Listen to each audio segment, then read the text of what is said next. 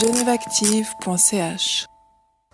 Ioannis Mandafounis, avec Twisted Pair, vous affichez l'objectif de parvenir à l'oubli de soi pour découvrir une vision scénique différente. Cet oubli de soi, c'est souvent l'objectif que l'on assigne à un voyage, d'arriver à partir assez loin pour être plus ouvert. Quel est cet oubli dont vous parlez ? En fait, c'est un travail, je dirais, c'est un travail de strat qu'on a fait cette fois. C'est-à-dire qu'on a toujours 2 à 3 éléments qui jouent tout le temps, en fait. On a une sorte de trame, une histoire qui se déroule. En même temps, on a une physicalité. Et en même temps, on a, pour une première fois, ce que j'ai jamais fait ça, on se prend pour des acteurs. Donc, c'est l'oubli de soi, c'est plutôt l'oubli de ce dont on a l'habitude, de la physicalité ou de l'approche du mouvement, qui est cette fois, on a mis plus le point justement sur le poids, sur le fait de presque devenir des personnages et puis d'avoir un rapport différent entre nous déjà sur scène, les danseurs.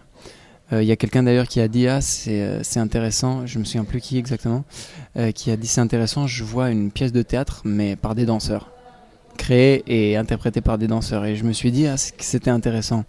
Donc c'est vraiment un travail de stratification pour pouvoir oublier un petit peu tous les préjugés ou tous les points d'attache qu'on a d'habitude, et c'est un petit peu à travers cette technique, on va dire, que ça se passe. Alors le processus pour parvenir à cet oubli, vous affichez également que c'est la déstabilisation du spectateur. Cette déstabilisation, elle commence par le jeu des 2 personnalités qui investissent la scène au début. Oui, au fait, ce qui est très très important au début, c'est qu'en fait on met le point sur le visage, en fait. La lumière est très très basse, et puis on s'occupe de ces deux caractères qui sont en train juste de discuter, mais au fait on n'entend rien. En fait, ils font juste ils font les mouvements de la bouche, de la discussion, mais on n'entend rien. C'est même pas chuchoté, on n'entend juste rien. Du coup, il y a une concentration qui se passe, ça commence déjà sur le visage.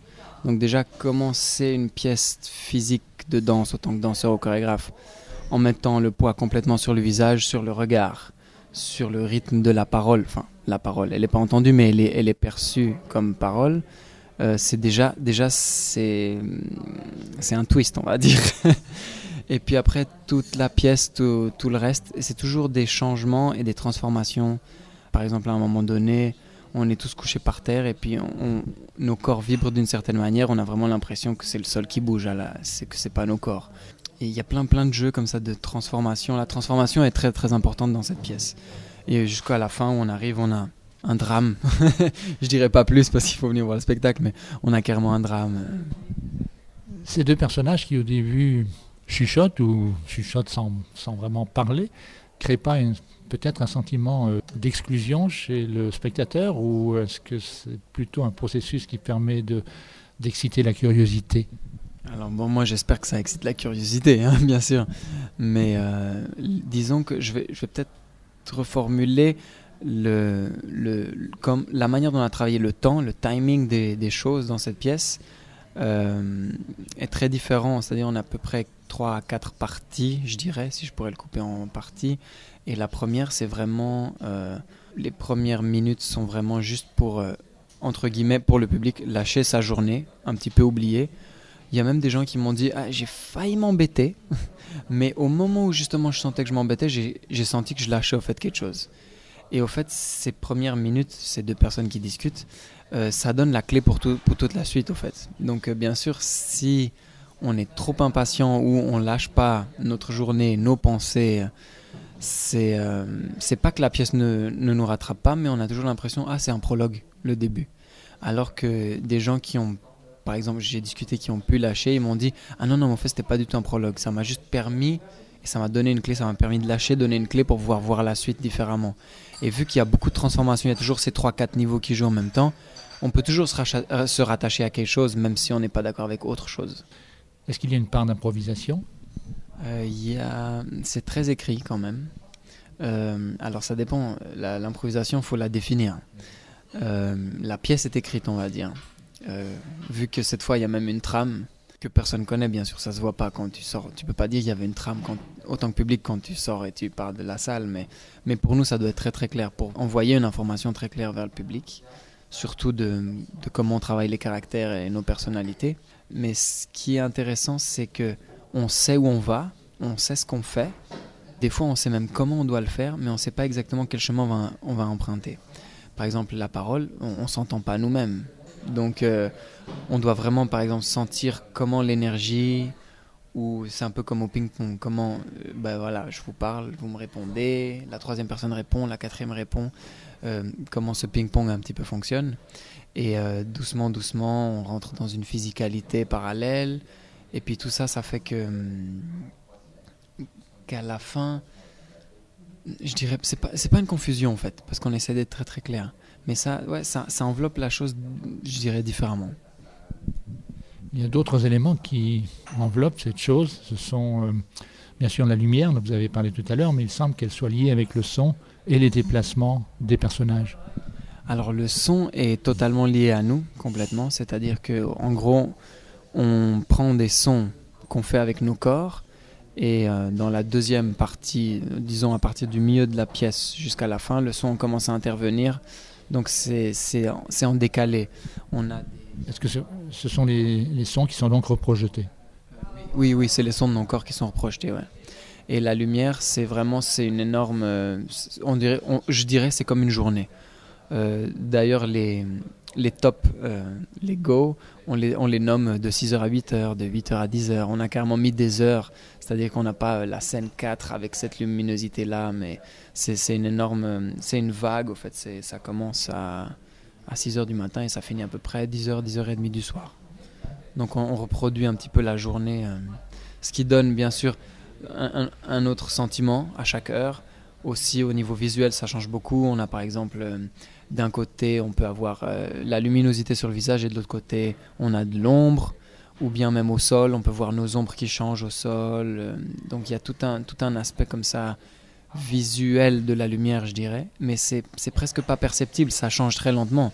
Parce que dans le cours des 50-55 minutes, le changement est perpétuel et il ne s'arrête pas au fait. Il n'y a pas un moment que ça s'arrête au fait. Et dans l'écriture de Twisted Pair, avez-vous cherché à épurer, à tendre vers un minimalisme? Alors, minimalisme, je dirais non. Parce que alors là, on devrait épurer encore plus. Par contre, on a essayé de retravailler le toucher.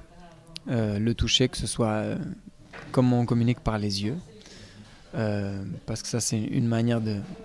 par exemple, quand on dit « je suis touché émotionnellement », très souvent, ça passe par les yeux, par un regard. Bien sûr, on a travaillé beaucoup sur le toucher physique, sur le poids des corps, alors autant visuel que réel, c'est-à-dire qu'on se met en pile. À un moment donné, je porte mes 3 collègues, donc je porte quand même... Je suis debout, ils montent sur moi... Et je porte quand même 175 kilos. Et je marche avec, ou des choses comme ça. Donc, disons des situations réelles, au fait. La réalité de qu'est-ce qui est un poids, qu'est-ce qui est un corps couché, s'il y a un deuxième corps se couche dessus, ou comment est-ce qu'on peut... Oui, et puis le toucher au niveau émotif, c'est surtout au niveau du visuel, en fait. Comment on se regarde et comment on interprète le regard de l'autre. Et puis on l'utilise finalement. Jusqu'à transporter l'autre. Ah ouais, complètement. Une autre notion du temps se dévoile justement dans ce contact entre ces corps. Bon, alors c'est une lecture plus profonde maintenant. C'est qu'il y a beaucoup de choses qui, même techniquement ou au niveau de l'énergie, ne fonctionnent pas si on ne prend pas un certain temps de sentir le mouvement ou bien le poids, comme on a dit, ou la formation de corps. Du coup, c'est pour ça qu'à un moment donné, on a écrit que cette notion du temps, c'était vraiment pas une question théorique, comme par exemple on dit ok, temps, espace, direction, dynamique, etc. Comme en danse en général on le définit, mais c'est vraiment une question de ressenti personnel.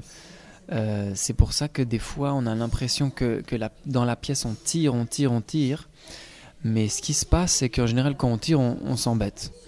Mais dans cette pièce, j'ai l'impression qu'on s'embête pas parce que plus on tire, disons que plus on essaye de ressentir les choses, on essaye d'être précis avec notre ressenti, le temps s'allonge. Donc c'est pas nous qui tirons, on est en train d'essayer de ressentir au maximum, ce qui crée une tension.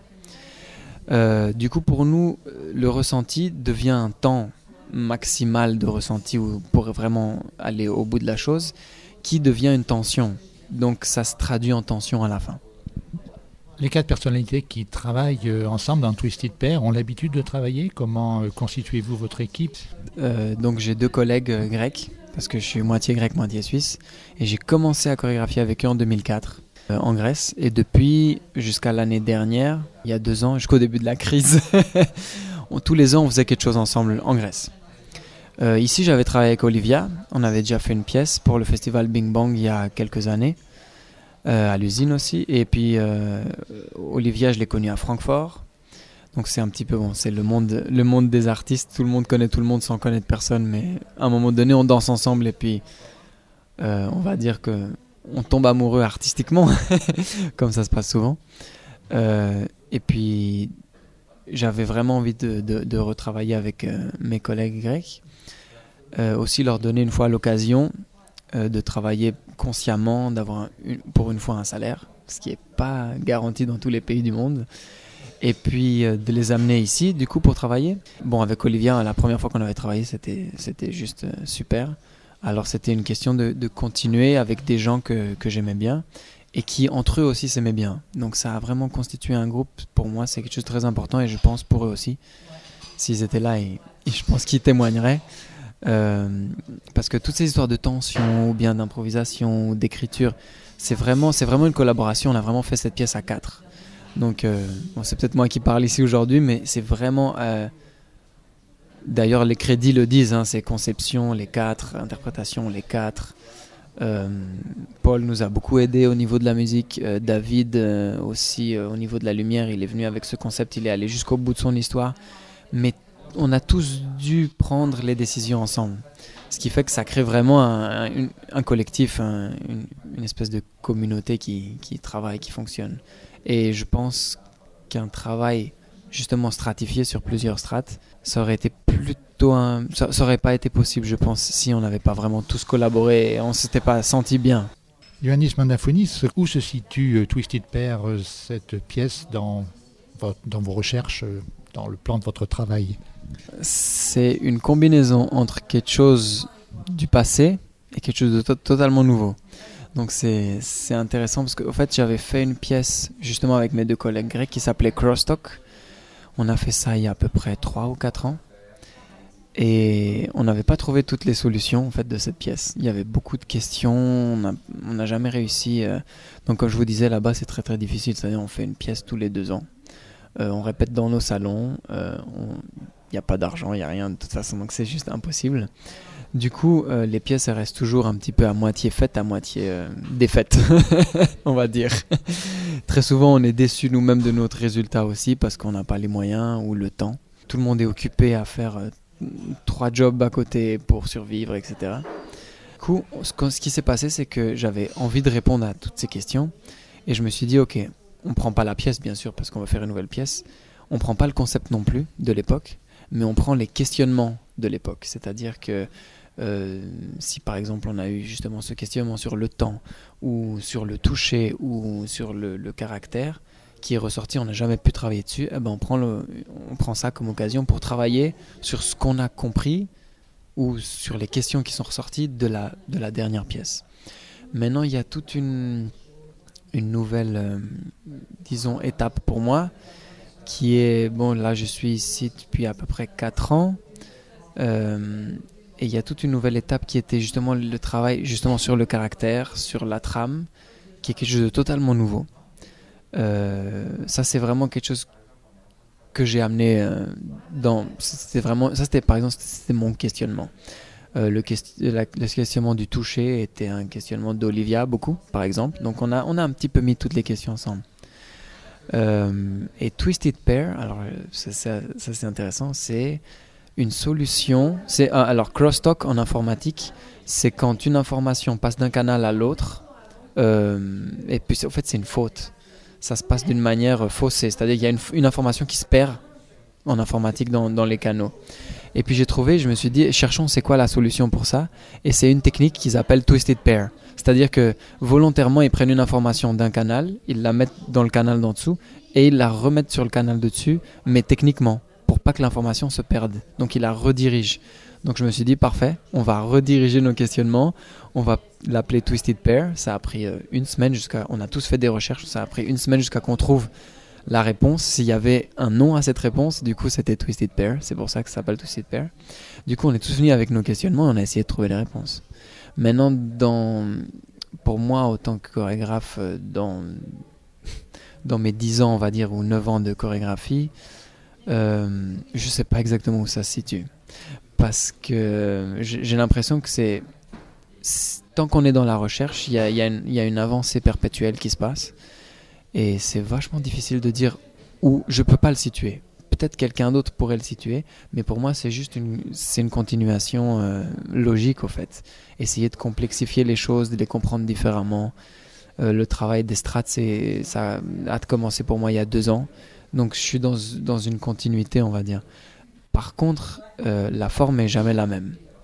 Une chose qui m'intéresse beaucoup, c'est de jamais recréer une pièce similaire, c'est-à-dire que chaque pièce, j'ai l'impression, je sais pas, peut-être quelqu'un me contredira, mais j'ai l'impression que dans chaque pièce, on peut voir la construction, on peut voir plutôt l'écriture ou la signature comme on dit, mais elles ont toute une approche différente et la forme à la fin qui en ressort comme le résultat est différent. Je compare par exemple à Posing que j'ai fait la dernière fois à l'usine, qui est totalement improvisé, qui est totalement physique et celle-là, elle est beaucoup plus visuelle et je dirais dramaturgiquement développée ou même dramatique. Il y a d'autres pièces que j'ai fait par exemple, parce que je travaille aussi encore en Allemagne. Je suis en résidence dans un théâtre là-bas. J'ai fait en septembre une première avec un autre collègue Fabrice Maslia, qui est aussi de Genève d'ailleurs. Et ça, c'était de nouveau complètement improvisé, mais c'était tout d'un coup très très technique. Donc ça dépend vraiment, et puis les résultats sont très très différents, que ce soit au niveau du visuel, de l'émotion, de l'écriture. Bien sûr, on peut voir toujours que je suis derrière ces pièces, mais je pense qu'on ne peut pas confondre une pièce avec une autre. Prochaine étape, après le théâtre de l'usine à Genève, vous retournez en résidence en Allemagne ? Là, oui, je dois finir. C'était 2 ans de résidence. Je dois faire une installation. Et puis la résidence se finit avec une installation à Francfort, au Musenturm. Et puis après, c'est place à la prochaine création ici pour l'année prochaine. Merci. Geneveactive.ch